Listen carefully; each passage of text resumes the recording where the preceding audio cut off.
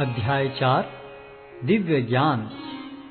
भगवान श्री कृष्ण ने कहा, मैंने इस अमर योग विद्या का उपदेश सूर्यदेव विवस्वान को दिया और विवस्वान ने मनुष्यों के पिता मनु को उपदेश दिया और मनु ने इसका उपदेश इक्ष्वाकु को दिया।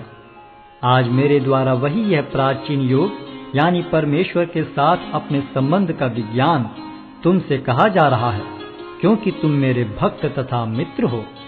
अतः तुम इस विज्ञान के दिव्य रहस्य को समझ सकते हो। इस प्रकार यह परम विज्ञान गुरु परंपरा द्वारा प्राप्त किया गया और राज ऋषियों ने इसी विधि से इसे समझा, किंतु कालक्रम में यह परंपरा छिन्न हो गई। अतः यह विज्ञान यथारूप में लुप्त हो गया लगता है। अर्जुन ने कहा, सूर्यदेव विवस्वान आपसे पहले हो चुके हैं, तो फिर मैं कैसे समझूं कि प्रारंभ में भी आपने उन्हें इस विद्या का उपदेश दिया था। श्री भगवान ने कहा, तुम्हारे तथा मेरे अनेकानेक जन्म हो चुके हैं। मुझे तो उन सब का स्मरण है, किंतु हे परंतप तुम्हें उनका स्मरण नहीं रह सकता है। यद्यपि मैं अजन्मा तथा विनाशी हूं और यद्यपि मैं समस्त जीवों का स्वामी हूं, तो भी प्रत्येक युग में मैं अपने आदि दिव्य रूप में प्रकट होता हूं। हे भरतवंशी, जब भी और जहां भी धर्म का पतन होता है और अधर्म की प्रधानता होने लगती है, तब तब मैं अवतार लेता हूं। भक्तों का उद्धार करने, दुष्टों का विनाश करने तथा धर्म की फिर से स्थापना करने के लिए मैं हर युग में प्रकट होता हूं। हे अर्जुन, जो मेरे आविर्भाव तथा कर्मों की दिव्य प्रकृति को जानता है, वह इस शरीर को छोड़ने पर इस भौतिक संसार में पुनः जन्म नहीं लेता, अपितु मेरे सनातन धाम को प्राप्त होता है। आसक्ति, भय तथा क्रोध से मुक्त होकर, मुझ में पूर्णतया तन्मय होकर और मेरी शरण में आकर बहुत से व्यक्ति भूतकाल में मेरे ज्ञान से पवित्र हो चुके हैं। इस प्रकार से उन सबों ने मेरे प्रति दिव्य प्रेम को प्राप्त किया है।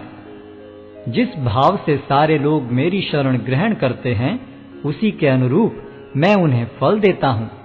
हे पार्थ, प्रत्येक व्यक्ति सभी प्रकार से मेरे पथ का अनुगमन करता है। इस संसार में मनुष्य सकाम कर्मों में सिद्धि चाहते हैं, फलस्वरूप वे देवताओं की पूजा करते हैं। निस्संदेह संसार में मनुष्य को सकाम कर्म का फल शीघ्र प्राप्त होता है।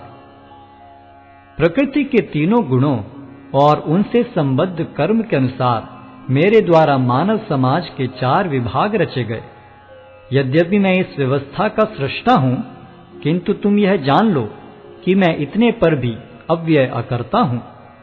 मुझ पर किसी कर्म का प्रभाव नहीं पड़ता, न ही मैं कर्म फल की कामना करता हूं। जो मेरे संबंध में सत्य को जानता है, वह भी कर्मों के फल के पाश में नहीं बंधता। प्राचीन काल में समस्त मुक्तात्माओं ने मेरी दिव्य प्रकृति को जान करके ही कर्म किया। अतः तुम्हें चाहिए कि उनके पद चिन्हों का अनुसरण करते हुए अपने कर्तव्य का पालन करो। कर्म क्या है और अकर्म क्या है, इसे निश्चित करने में बुद्धिमान व्यक्ति भी मोहग्रस्त हो जाते हैं। अतः मैं तुमको बताऊंगा कि कर्म क्या है, जिसे जानकर तुम सारे अशुभ से मुक्त हो सकोगे। कर्म की बारीकियों को समझना अत्यंत कठिन है। अतः मनुष्य को चाहिए कि वह यह ठीक से जाने कि कर्म क्या है, विकर्म क्या है और अकर्म क्या है। जो मनुष्य कर्म में अकर्म और अकर्म में कर्म देखता है, वह सभी मनुष्यों में बुद्धिमान है और सब प्रकार के कर्मों में प्रवृत्त रहकर भी दिव्य स्थिति में रहता है। जिस व्यक्ति का प्रत्येक प्रयास इंद्रिय तृप्ति की कामना से रहित होता है, उसे पूर्ण ज्ञानी समझा जाता है। उसे ही साधु पुरुष ऐसा करता कहते हैं, जिसने पूर्ण ज्ञान की अग्नि से कर्म फलों को भस्मसात कर दिया है। अपने कर्म फलों की सारी आसक्ति को त्याग कर सदैव संतुष्ट तथा स्वतंत्र रहकर वह सभी प्रकार के कार्यों में व्यस्त रहकर भी कोई सकाम कर्म नहीं करता। ऐसा ज्ञानी पुरुष पूर्ण रूप से संयमित मन तथा बुद्धि से कार्य करता है, अपनी संपत्ति के सारे स्वामित्व को त्याग देता है और केवल शरीर निर्वाह के लिए कर्म करता है। इस तरह कार्य करता हुआ वह पाप रूपी फलों से प्रभावित नहीं होता है। जो स्वतः होने वाले लाभ से संतुष्ट रहता है, जो द्वंद्व से मुक्त है और ईर्ष्या नहीं करता, जो सफलता तथा असफलता दोनों में स्थिर रहता है, वह कर्म करता हुआ भी कभी बंधता नहीं। जो पुरुष प्रकृति के गुणों के प्रति अनासक्त है और जो दिव्य ज्ञान में पूर्णतया स्थित है, उसके सारे कर्म ब्रह्म में लीन हो जाते हैं।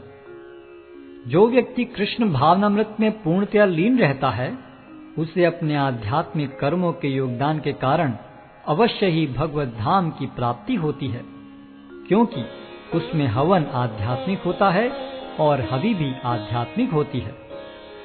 कुछ योगी विभिन्न प्रकार के यज्ञों द्वारा देवताओं की भली भांति पूजा करते हैं और कुछ परब्रह्म रूपी अग्नि में आहुति डालते हैं। इनमें से कुछ विशुद्ध ब्रह्मचारी श्रवणादि क्रियाओं तथा इंद्रियों को मन के नियंत्रण रूपी अग्नि में स्वाहा कर देते हैं, तो दूसरे लोग इंद्रिय विषयों को इंद्रियों की अग्नि में स्वाहा कर देते हैं। दूसरे जो मन तथा इंद्रियों को वश में करके आत्म साक्षात्कार करना चाहते हैं, संपूर्ण इंद्रियों तथा प्राण वायु के कार्यों को संयमित मन रूपी अग्नि में आहुति कर देते हैं। कठोर व्रत अंगीकार करके कुछ लोग अपनी संपत्ति का त्याग करके, कुछ कठिन तपस्या द्वारा, कुछ अष्टांग योग पद्धति के अभ्यास द्वारा अथवा दिव्य ज्ञान में उन्नति करने के लिए वेदों के अध्ययन द्वारा प्रबुद्ध बनते हैं।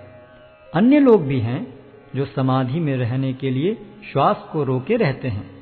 वे अपान में प्राण को और प्राण में अपान को रोकने का अभ्यास करते हैं और अंत में प्राण अपान को रोककर समाधि में रहते हैं। अन्य योगी कम भोजन करके प्राण की प्राण में ही आहुति देते हैं।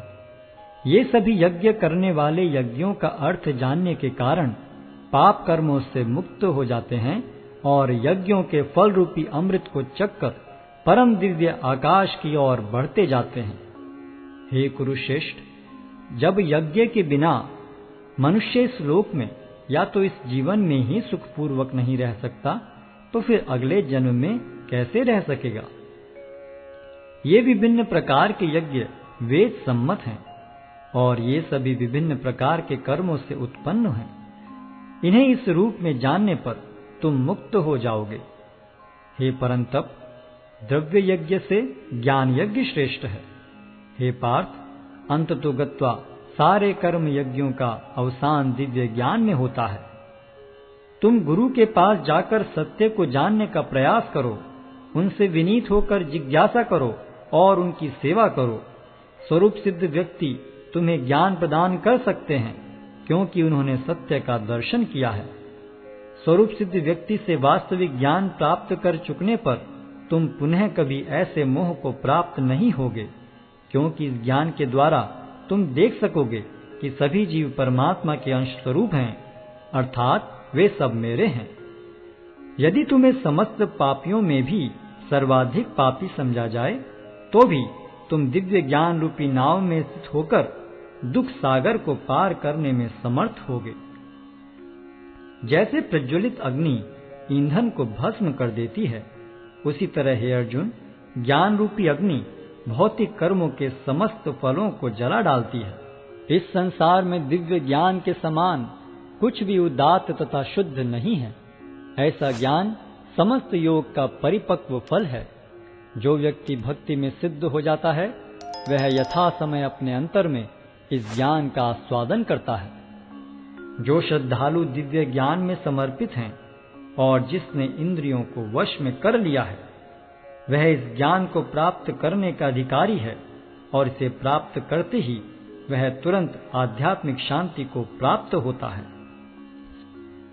किंतु जो अज्ञानी तथा श्रद्धा विहीन व्यक्ति शास्त्रों में संदेह करते हैं, वे भगवत भावनामृत नहीं प्राप्त करते, अपितु नीचे गिर जाते हैं। संशयात्मा के लिए न तो इस लोक में न ही परलोक में कोई सुख है। जो व्यक्ति अपने कर्म फलों का परित्याग करते हुए भक्ति करता है और जिसके संशय दिव्य ज्ञान द्वारा विनष्ट हो चुके हैं, वही वास्तव में आत्मपरायण है। हे धनंजय, वह कर्मों के बंधन से नहीं बंधता। अतएव तुम्हारे हृदय में अज्ञान के कारण जो संशय उठे हैं, उन्हें ज्ञान रूपी शस्त्र से काट डालो। हे भारत, तुम योग से समन्वित होकर खड़े हो और